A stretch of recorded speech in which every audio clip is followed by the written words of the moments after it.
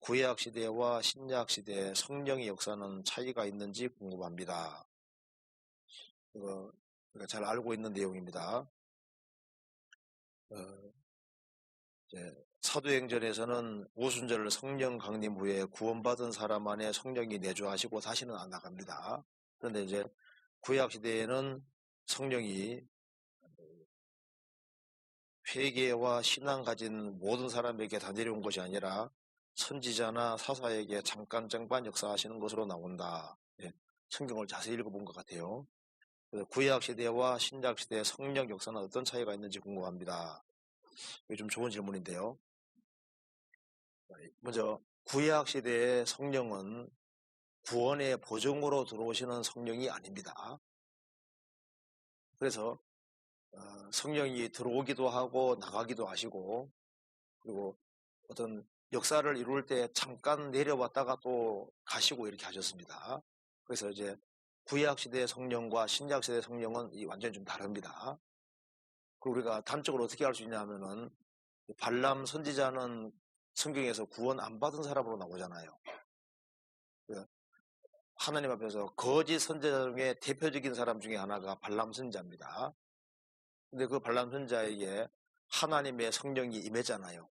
하나님 성령이 임해서 예언했는데 발람 선지자는 구원받은 사람은 안 했습니다. 그러니까 성령이 임했는데 그 성령이 임한 것은 잠깐 어떤 예언을 한다든가 어떤 일을 하기 위해 잠깐 내려오신 거고 구원의 보증으로 내려온 것은 아니었던 겁니다. 잠깐 찾아봅시다. 먼저 민수기 24장 보세요.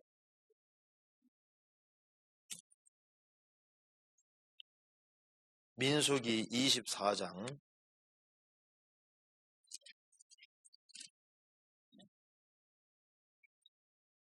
1절.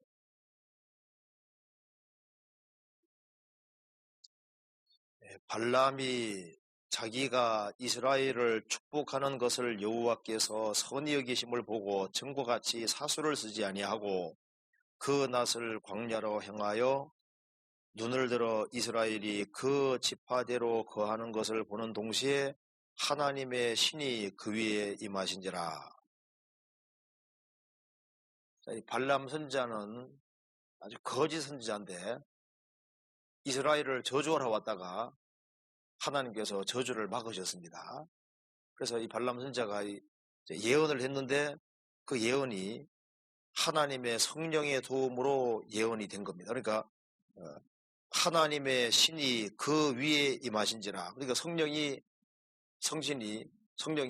발람 선지자에게 임해서 발람이 예언했는데 발람은 구원받은 사람은 아니었거든요.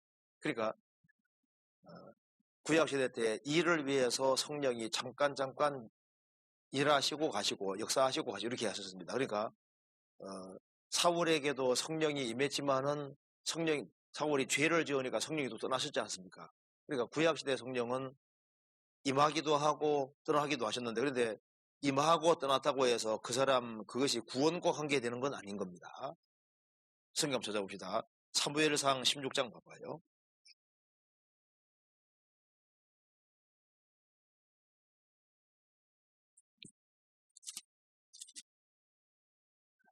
(16장 14절)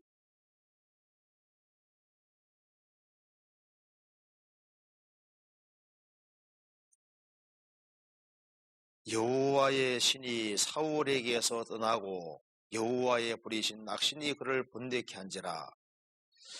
여호와의 신이 사울에게서 떠났다. 사울이 죄를 지으니까 여호와의 신이 떠났습니다. 그러니까 이제 여호와의 신이 사울에게 내려왔다가 사울이 죄 짓고 하니까 또 떠나버린 거예요. 그래서 다윗도 살인죄와 간음죄를 짓고 난 이후에 뭐라 했습니까? 주의 성신을 내게서 거두지 말아 주십시오. 이렇게 기도했거든요. 성령이 들어오기도 하고 나가기도 하시게 되버린 거예요. 시편 51편 보시겠습니다.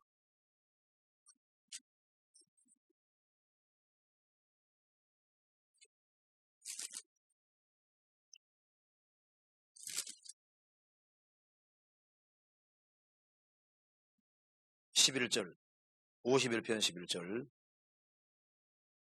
나를 주 앞에서 쫓아내지 마시며 주의 성신을 내게서 거두지 마소서. 주의 성신을 내게서 거두가지 마십시오. 사울에게는 성신을 거두갔잖아요. 그러니까 성신이 내려오기도 하시고 떠나기도 하시고 이렇게 하셨는데, 그 내려오시고 떠나시는 그것이 구원의 보증과 증거는 아니었다 그 말입니다.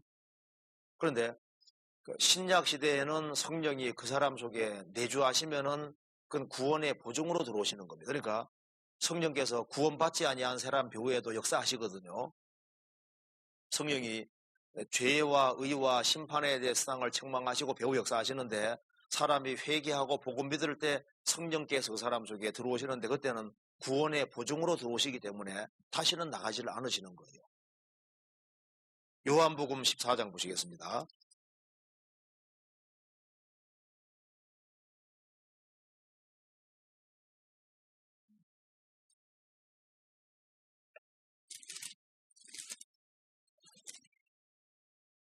(14장) 16절.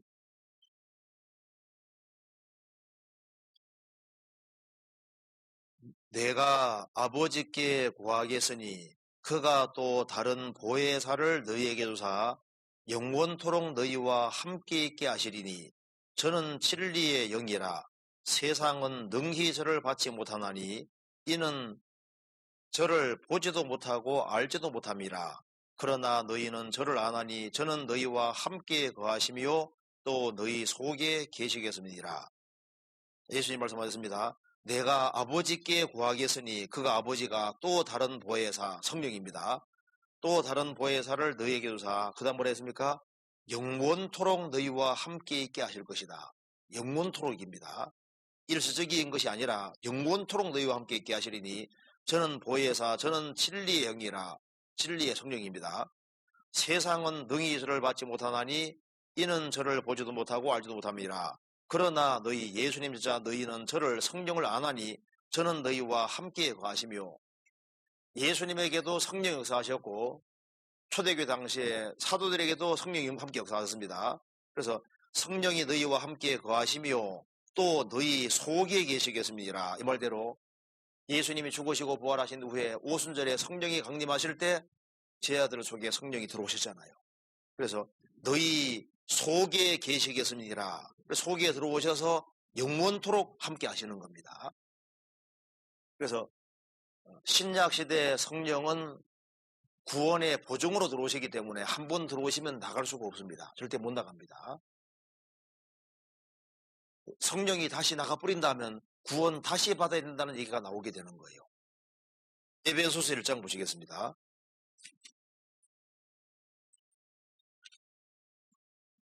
(1장) 13절.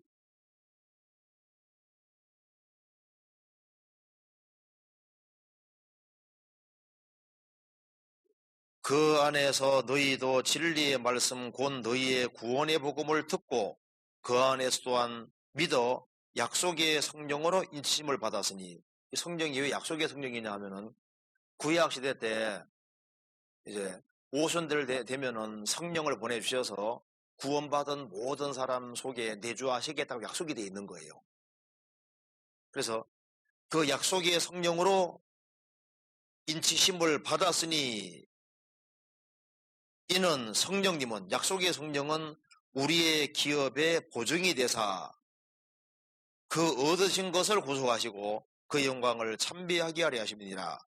성령님은 우리의 기업의 보증이다. 우리가 천국을 기업으로 얻는다는 보증으로 성령이 들어오신 겁니다.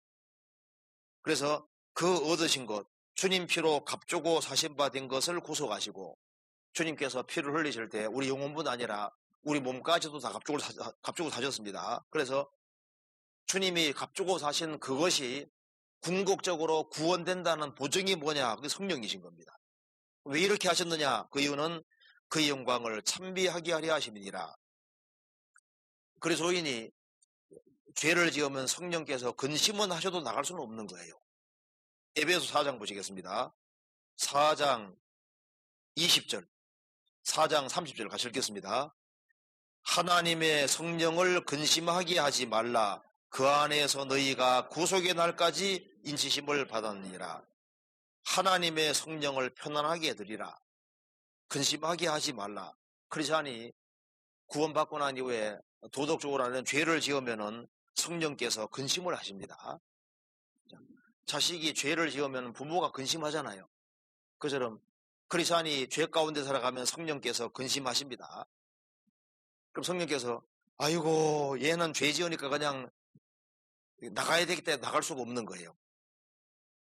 하나님의 성령을 근심하게 하지 말라. 그 안에서 너희가 구속의 날까지 인심받았느니라. 이 구속의 날은 몸이 구원되는 날까지, 우리 몸이 주님 오시는 날 변화되어서 주님처럼 바뀌잖아요. 그래서 너희가 구속의 날까지, 몸이 구원되는 날까지 성령이 인치심 받아서 계속 있어야 되니까, 구원받은 그때부터 주님 앞에 갈 때까지 성령께서는 항상 같이 계셔야 되니까 성령을 근심하게 하지 마라 그 말입니다. 그래서 성령은 보증입니다. 보증. 고린도 후서 1장 보시겠습니다. 1장 21절 22절.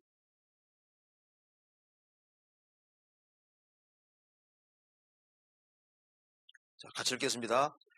우리를 너희와 함께 그리스도 안에서 경고케 하시고 우리에게 기름을 부으신 이는 하나님이시니 저가 또한 우리에게 인치시고 보증으로 성령을 우리 마음에 주셨느니라.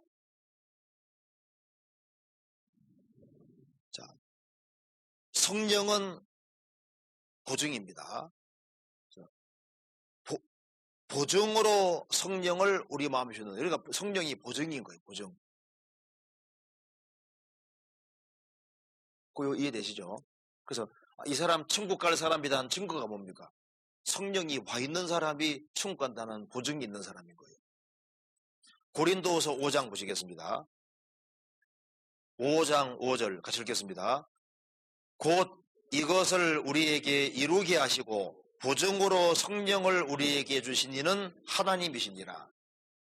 보증으로 성령을 우리에게 주신 이는 하나님이시니라. 우리 몸이 구원된다는 보증이 뭐냐? 그것이 바로 성령이시다 그 말입니다. 우리가 천국을 기업으로 온다는 보증이 뭐냐? 성령이십니다. 그래서 성경에 말씀하기를 성령이 없는 사람은 그리스도인이 아니라고 얘기를 하고 있습니다. 로마서 8장 보시겠습니다.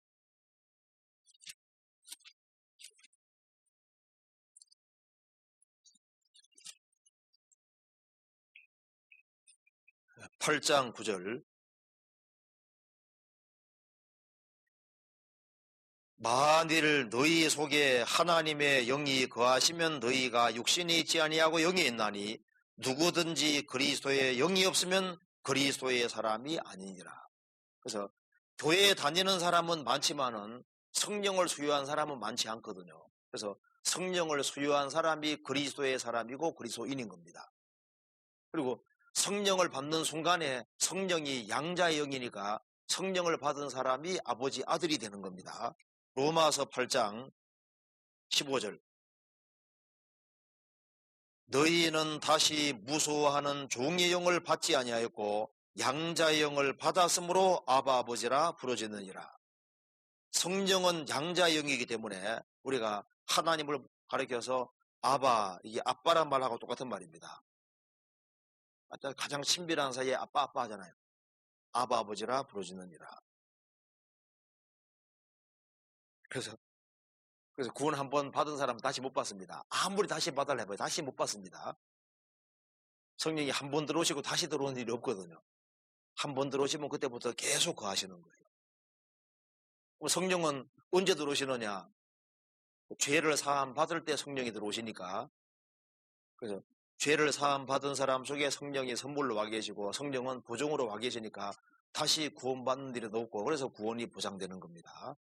그러니까 구약시대 성령과 신약시대 성령은 이게 완전히 다른 겁니다. 그래서 구약시대 때는 성부 하나님이 구원을 인정해주면 인정이 되는 거예요.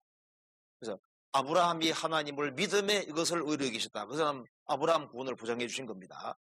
예수님 공생의 당시에는 예수님이 보증해 주시는 겁니다. 소자야 너의 죄 사함 받았느니라. 그 사람 구원 인정해 준 겁니다. 십자가 위에서 이제 너가 오늘 나와 함께 낙원에 있으리라. 강도. 여기 말씀하시죠?